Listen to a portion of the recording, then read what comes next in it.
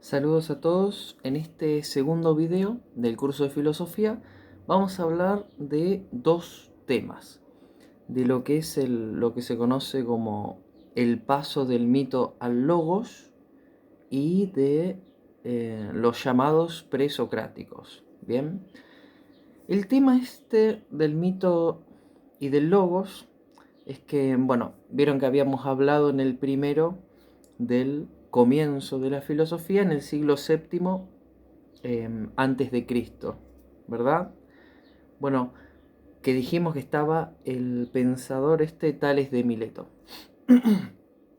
Pero resulta que antes de las explicaciones filosóficas o de las argumentaciones filosóficas había una forma diferente de fundamentar o de explicar eh, los fenómenos. ¿Está bien?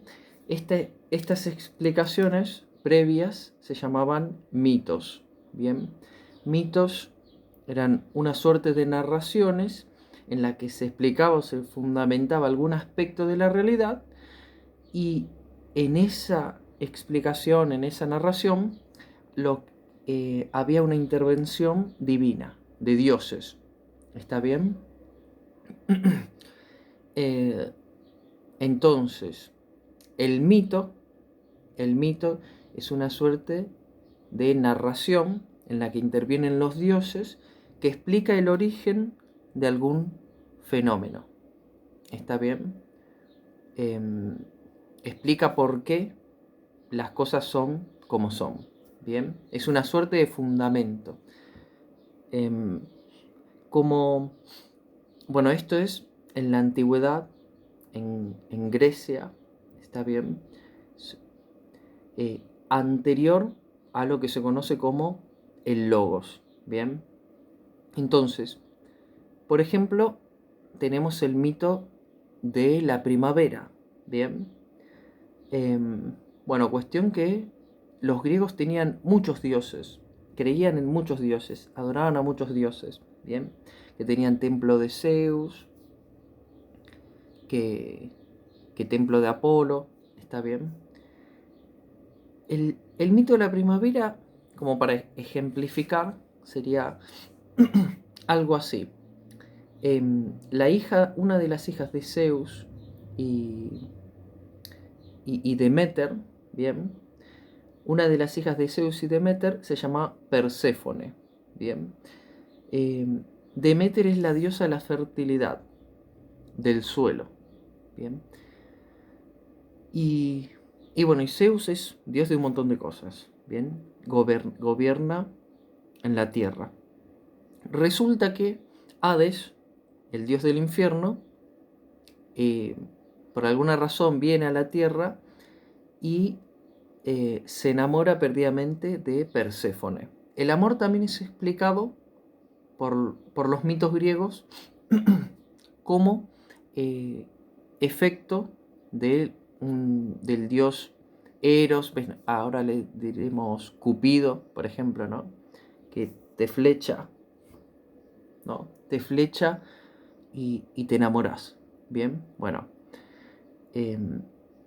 ese dios del amor entonces le dio un flechazo al dios del infierno Hades, y Hades se enamoró de Perséfone. Bien, y como se enamoró perdidamente, la tomó, abrió el suelo y se fue al infierno. Se la llevó, la raptó. Bien, estaba muy enamorado. Y bueno, entonces la diosa Demeter de la fertilidad, cuando se dio cuenta que habían raptado a su hija Perséfone, bueno, primero la buscó por todos lados, se puso muy triste y demás. Le dijo a Zeus, cuestión que no podía ir al infierno, porque en el infierno gobierna Hades, él no tiene como poder ahí, por decirlo de alguna manera. Entonces, Perséfone, Demeter estaba muy triste. Demeter estaba muy triste de que su hija fue raptada y estaba en el infierno. Y bueno, cuestión, para ir más al grano. Bueno, mientras estaba triste, todo en la tierra se secó, porque ella era la diosa de la fertilidad. Bien, todo en la tierra se secó. Bien, entonces terminan haciendo un trato con Hades, porque Perséfone finalmente también se termina enamorando, porque Hades, bueno, era el dios, el rey de ahí, del inframundo, el infierno, y ella era como una reina, y Hades la amaba mucho, entonces ella también.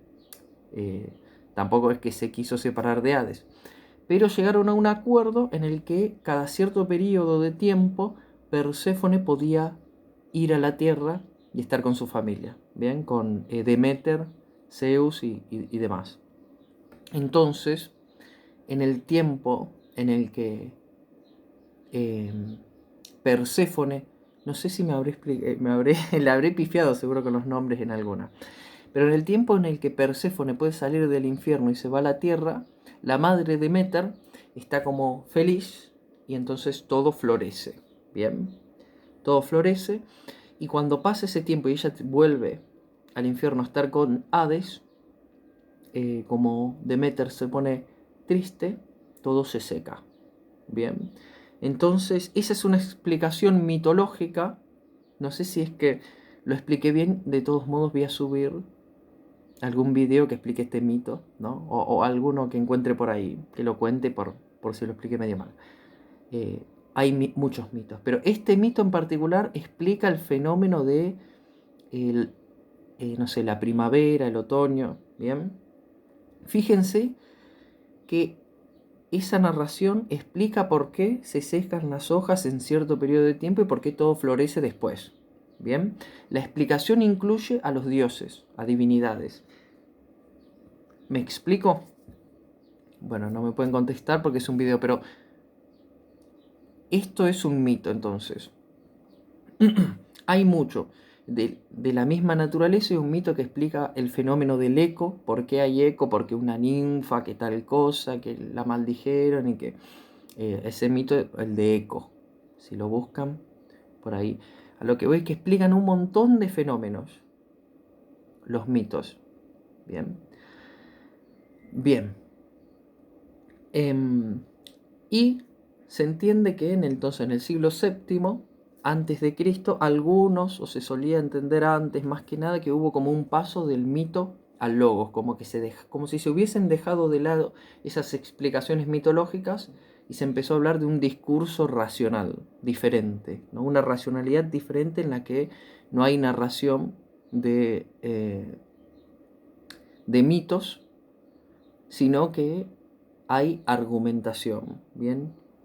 Argumentación de por qué las cosas son como son, ¿no?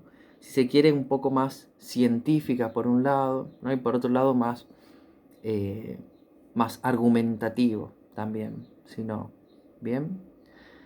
Bien, entonces mitos son esas narraciones en las que intervienen los dioses y logos es el discurso racional, bien, ordenado, que apunta también al fundamento de por qué suceden las cosas o cómo son las cosas. Bien, y como primer filósofo, vamos, llamados presocráticos, bien, destacamos a Tales de Mileto. Es el primero del que se tiene evidencia que existió y que tuvo un tipo de discurso o palabra diferente al mitológico, ¿está bien? Sino que argumentó. Tales de Mileto, por ejemplo, creía que todas las cosas en última instancia estaban compuestas por agua, ¿bien? Y porque fíjense que tiene el estado líquido, sólido, gaseoso, que todas las cosas vivas necesitan agua para sobrevivir, que la Tierra está rodeada con agua, qué sé yo.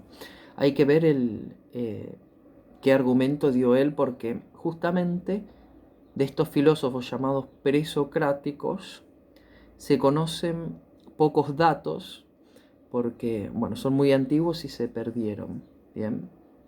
Fíjense que se llaman presocráticos porque hay una figura muy importante en la antigüedad, o al menos reconocida eh, por la historia de la filosofía occidental, que se llama Sócrates. ¿Vieron? Presocráticos sería como anterior a Sócrates, de alguna manera. Y Sócrates sería la figura más reconocida, del que vamos a hablar en otro video, ¿bien? Pero bueno, antes de este Sócrates estaban estos filósofos que se conocen como presocráticos, y el primero que hablamos es Tales de Mileto. Entonces, por ahora hablamos de un tema del mito y del logos, ¿está bien? Y que se supone que en el siglo VII empezó este discurso racional y demás. Vale aclarar que los mitos no es que hayan desaparecido, ¿no? Porque a veces dicen, no, se pasó del pensamiento mítico a la razón, ¿bien?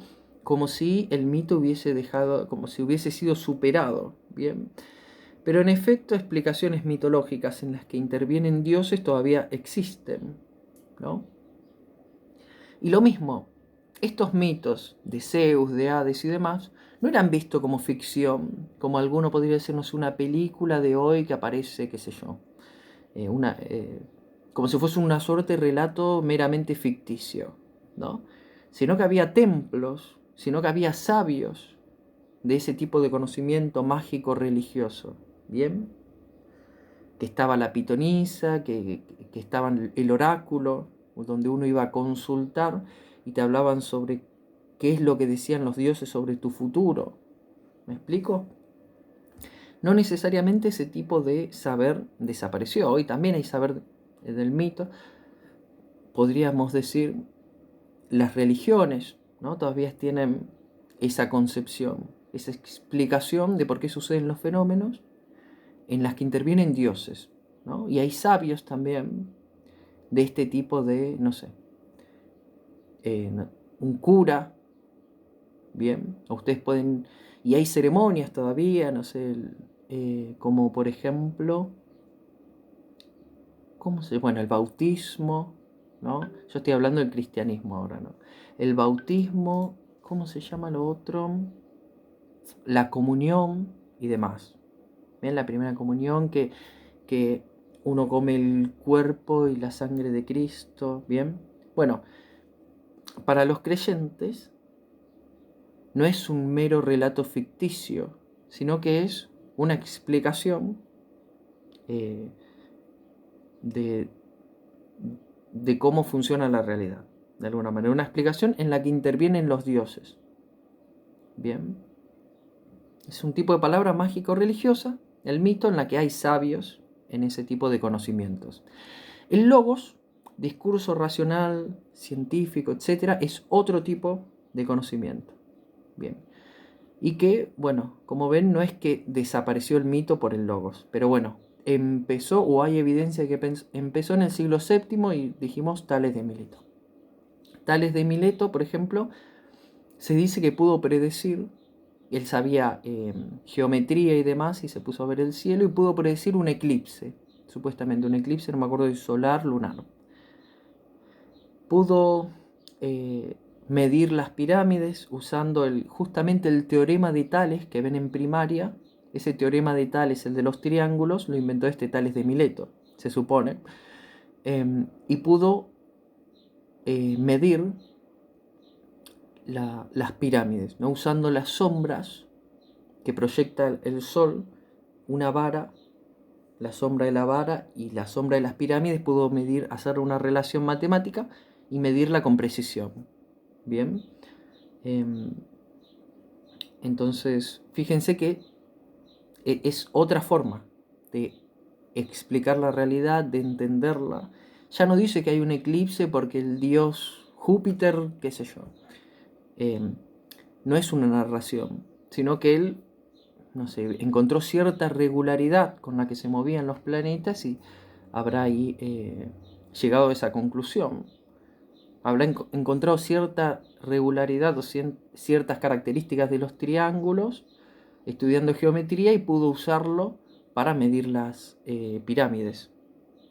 Entonces estamos hablando de dos tipos diferentes de explicar o entender la realidad, ¿no? Entonces ya hablamos mito y logos. Entonces, hoy hablamos del mito, del logos y de los presocráticos, que entrarían en la categoría del logos, del discurso racional. Está bien, no decimos necesariamente que sea irracional el mito, Pero bueno, en el sentido, si entendemos racionalidad como argumentación, prueba y demás, ahí, bueno, podría ser, de alguna manera. No quiero decir que los mitos son irracionales, porque tienen una racionalidad diferente a la del logos, en todo caso. ¿Está bien? Así que bueno, hasta acá el video de hoy.